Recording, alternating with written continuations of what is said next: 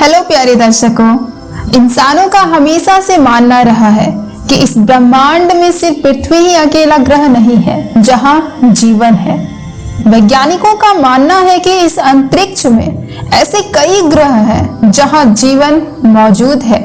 वैज्ञानिक दशकों से ऐसे ग्रहों की तलाश में जुटे हैं जो पृथ्वी जैसी हो और जहां जीवन भी संभव हो। अमेरिकी स्पेस एजेंसी नासा ने ऐसे कई ग्रहों को चिन्हित किया है। हालांकि अब तक किसी भी ग्रह के बारे में ठोस रूप से ये नहीं कहा गया है कि यहाँ जीवन संभव है, लेकिन अब नासा को एक ऐसे ग्रह के बारे में पता चला है जहाँ जीवन की संभावनाएं काफी ज्यादा हैं। जी हाँ प्यारे दर्शकों, तो वीडियो के अंत तक बने रहिएगा जिससे आपको पूरी जानकारी मिल सके, क्योंकि आधी अधूरी जानकारी कभी भी अच्छी नहीं होती। तो उससे पहले हम आपको बता दें, आप देख रहे हैं मिस्टीरियस पॉडकास्ट चैनल, और अगर आप हमारे चैनल को सब्सक्राइब नहीं किए हैं तो प्लीज सब्सक्राइब कर बेल आइकन जरूर प्रेस कर लें ताकि आप तक हमारा वीडियो सबसे पहले पहुंचे। और सबसे जरूरी बात, लाइक करना बिल्कुल ना भूलें। तो बिना देर किए हुए आइए हम स्टार्ट करते हैं। Then let's get started. तो प्यारे दर्शकों, आए दिन अंतरिक्ष में वैज्ञानिक नए नए ग्रहों की तलाश में लगे ही रहते हैं। वैसे तो अंतरिक्ष में अब तक 30,000 से भी ज्यादा ग्रहों की खोज हो चुकी है, परंतु उन ग्रहों में से बहुत ही कम ऐसे ग्रह हैं जो कि पृथ्वी के आकार के हों। अगर आपको याद हो तो मैंने इससे पहले हाल ही में खोजे गए ग्रह केपलर 16b के बारे में भी एक वीडियो बनाया था, जो कि एक पृथ्वी के आकार का ही ग्रह है। खैर, अगर आप उस ग्रह के बारे में और जानना चाहते हैं तो आप वीडियो देख सकते हैं, परंतु यहाँ पर आज हम लोग एक पृथ्वी के आकार के नए ग्रह TOI 700d के बारे में बात करेंगे। जी हाँ प्यारे दर्शकों, वैज्ञानिकों का कहना है कि पृथ्वी के आकार का खोजा गया ये नया ग्रह मंगल के बाद अंतरिक्ष में इंसानों का दूसरा घर बन सकता है। अब तक के तथ्यों के अनुसार इस ग्रह पर जीवन के पनपने की कई संभावनाएं हैं। मित्रों, अब आप सोच रहे होंगे कि इस नए ग्रह का नाम क्या है और इसके ऊपर आखिर कैसे जीवन के पनपने की संभावनाएं हो सकती है। तो मैं आपको बता दूं कि आगे इस वीडियो में आपको इन्हीं मौलिक सवालों के जवाब मिलने वाले हैं, इसलिए वीडियो के अंत तक बने रहिएगा। हाल ही में अमेरिकी अंतरिक्ष संस्थान नासा के कुछ वैज्ञानिक ट्रांसिटिंग एक्सोप्लैनेट सर्वे सैटेलाइट TESS के जरिए अंतरिक्ष में मौजूद नए नए ग्रहों की खोज करने में व्यस्त थे। तभी उन्हीं वैज्ञानिकों के दल में से एक वैज्ञानिक को सूरज की भांति ही एक नया सितारा दिखाई पड़ा। यह सितारा कुछ हद तक सूर्य जैसा प्रतीत होता था और इसे टेस के द्वारा खोजे जाने के कारण इसका नाम टेस ऑफ इंटरेस्ट नंबर 700 यानी TOI 700 पड़ा। दोस्तों, मैं आपको बता दूं कि इस सितारे TOI 700 के पास भी हमारे सौर मंडल के भांति ही अपना एक खुद का सौर मंडल है। जी हाँ प्यारे दर्शकों, जहां पर इसके चारों तरफ TOI 700b, TOI 700c और TOI 700d नाम के 3 ग्रह एक निर्दिष्ट कक्षा में चक्कर काट रहे हैं। इसके अलावा टेलीस्कोप से यह भी पता चला है कि TOI 700d के नाम के ग्रह पर तरल रूप में पानी मौजूद हो सकता है, जो कि उस ग्रह पर जीवन के होने का सबसे पहला और मूल सबूत है। खैर, ये सौर मंडल हमारी पृथ्वी से लगभग 100 प्रकाश वर्ष की दूरी पर मौजूद है और TOI 700 सितारा सूर्य से थोड़ा छोटा और कम चमकीला है, जो कि इसके चारों तरफ मौजूद ग्रहों में इंसानों के रहने लायक वातावरण को बनाने में काफी ज्यादा मदद करता है। इस सौर मंडल में मौजूद सबसे प्रमुख ग्रह है TOI 700d, जिसके बारे में आज हम बात कर रहे हैं, जो कि शायद इंसानों के लिए दूसरा घर बन सकता है।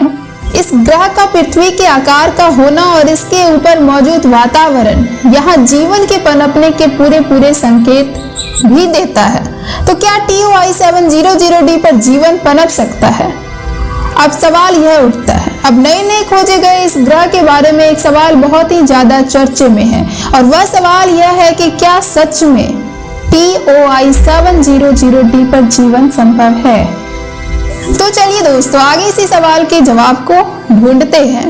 वैज्ञानिकों का मानना है कि TOI 700D ग्रह सिर्फ 37 दिनों में अपने सितारे के चारों तरफ एक पूरा चक्कर काट लेता है, जिससे इस बात की पुष्टि हो जाती है कि यह ग्रह अपने सितारे के बहुत ही पास मौजूद है।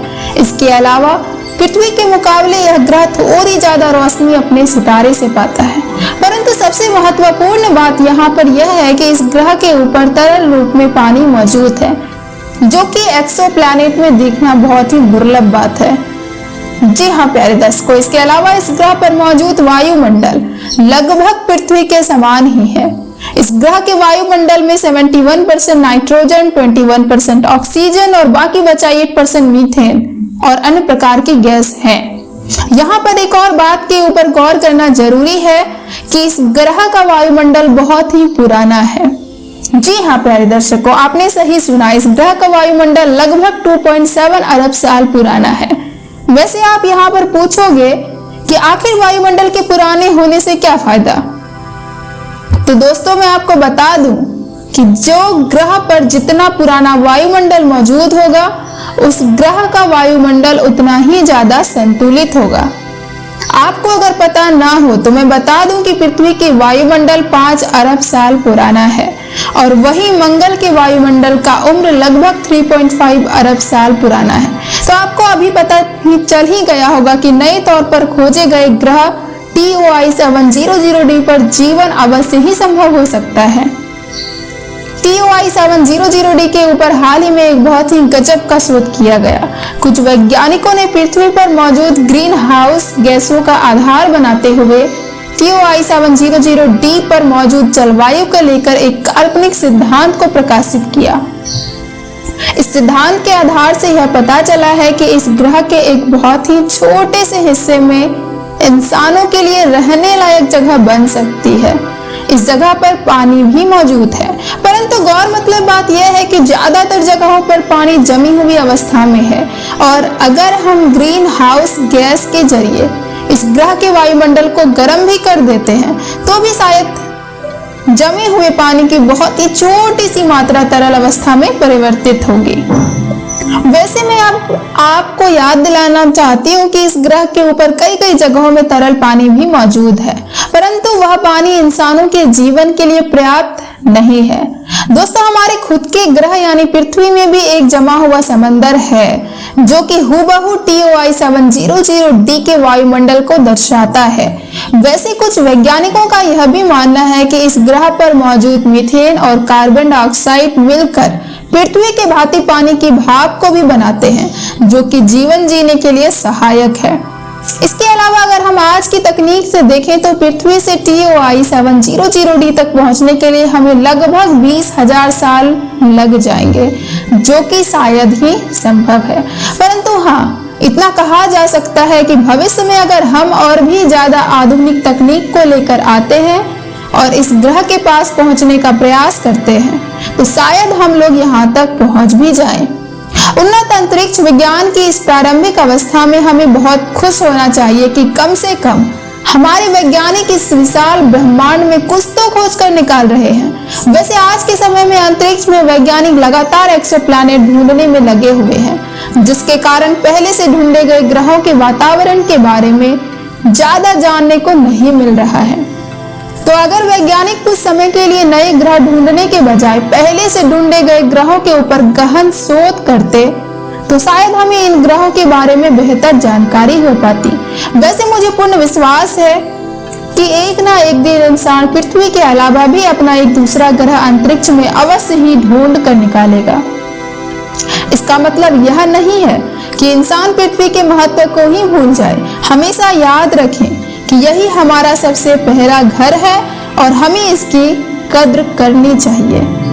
तो प्यारे दर्शकों, आज का हमारा यह वीडियो आपको कैसा लगा? कमेंट के माध्यम से अपनी राय हमसे जरूर साझा करें और अपना सपोर्ट बनाए रखें और लाइक करना बिल्कुल ना भूलें और सब्सक्राइब कर बेल आइकन जरूर प्रेस कर लें ताकि आप तक हमारा वीडियो सबसे पहले पहुंचे। तो अपना सपोर्ट बनाए रखें जिससे हमारा मोटिवेशन बना रहे और हम इसी तरह आपके लिए लगातार नई नई वीडियोस, नई नई रहस्यमय जानकारियां हम आपको प्रोवाइड करते रहे। तो प्लीज सपोर्ट अस। देन मिलते हैं नेक्स्ट वीडियो के साथ। अभी के लिए धन्यवाद। जय हिंद, जय भारत, सुखी रहे, स्वस्थ रहे।